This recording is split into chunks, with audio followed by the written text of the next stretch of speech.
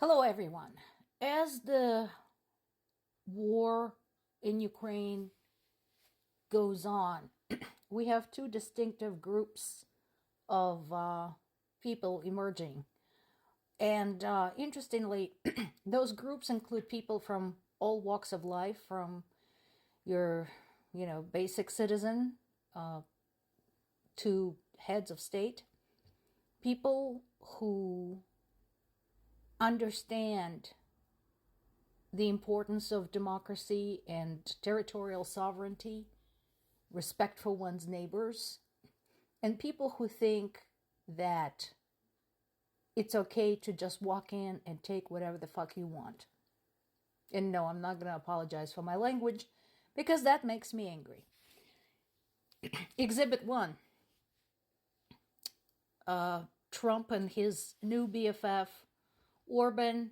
Putin's going to get seriously jealous. But, they're talking about how they can end the war in 24 hours. Orban just said that Trump will not give a penny to Ukraine, and so on and so forth. There is something I want to keep mentioning because people don't seem to understand this. I just had to deal with one of them yesterday who said he doesn't care what happens in Ukraine because it doesn't affect him. First of all, yes, it does affect you because Ukraine is a crucial contributor of foodstuffs in the world, okay? Including those you get, or ingredients in those foodstuffs that you get. Second,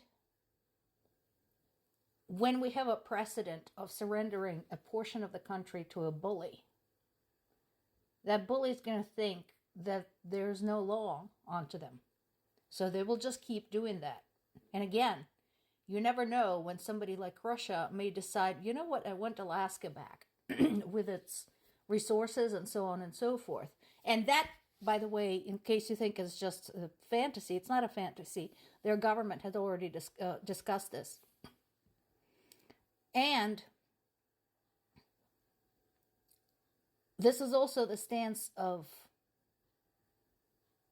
American pacifists and conscientious objectors during World War II, and we know how that ended. The last but not the least, don't tell me the sob story how, America is wasting money on Ukraine while Americans are homeless and starving. I said this many times. If Ukraine loses this war, your Americans starving are not going to get that money. It's all going to go to Pentagon to beef up our national security because now Russia is going to be on the doorstep of Europe.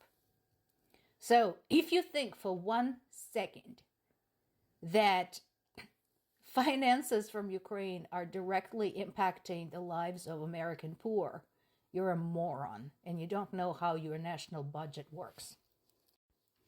Not surprising that Kremlin approved of Pope Francis's call for Ukraine to basically surrender.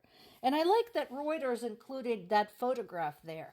I wonder if the Pope would have felt the same way if that picture right there was Vatican.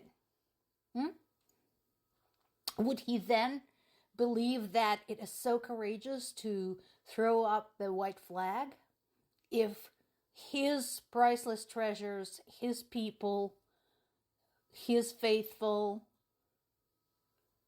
his culture were being destroyed? I don't think he gets it. I think we need to ship him off to the Donetsk front. Fortunately, there are people in the world who understand that the Pope is being an idiot, so he is now facing a huge backlash, and I feel not an ounce of compassion for him because I don't have a great fondness for Catholic Church with its riches and its scandals and its child abuse and so on and so forth, and its dogma. So, if the prestige of Catholic Church is undermined, I have no problem with that whatsoever. And on another note, the big scandal with the India continues because India is now formally demanding the return of its citizens who were basically duped into joining Russian army, thinking they were getting jobs as drivers or security or military assistants or something like that, and instead ended up getting shipped off to Ukraine as cannon fodder. So I'm just wondering, how many other developing countries will it take? Because there are other soldiers from other countries who were recruited into the Russian army using similar tricks.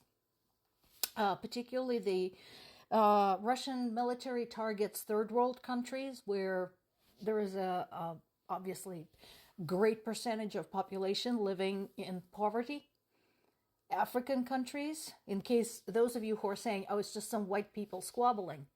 Well, how do you feel about soldiers from, for example, Tunisia or Algiers, Nigeria, Zimbabwe? How do you feel if those non-white people are hoodwinked with promises of high salaries and vacations and chance to see the world and are then shipped off to Ukraine? You think on that. I do want to finish today's report on a somewhat positive note, although it is a bittersweet note. Ukraine won the first Oscar in its history ever for the best documentary. 20 Days in Mariupol talks about the events of now almost 2 years ago. That was still early days. Ukraine was very much on the defensive, and Mariupol was one of the cities that basically was razed from the surface of the earth. 90% of it was destroyed. And I have very much the same sentiment as the creator of the movie, Mstislav Chernov, who said that he would gladly give up the Oscar and all of the accolades and all of the exposure and acknowledgement and everything if he didn't have to make that documentary. He would gladly give all of that up if the war never in fact took place.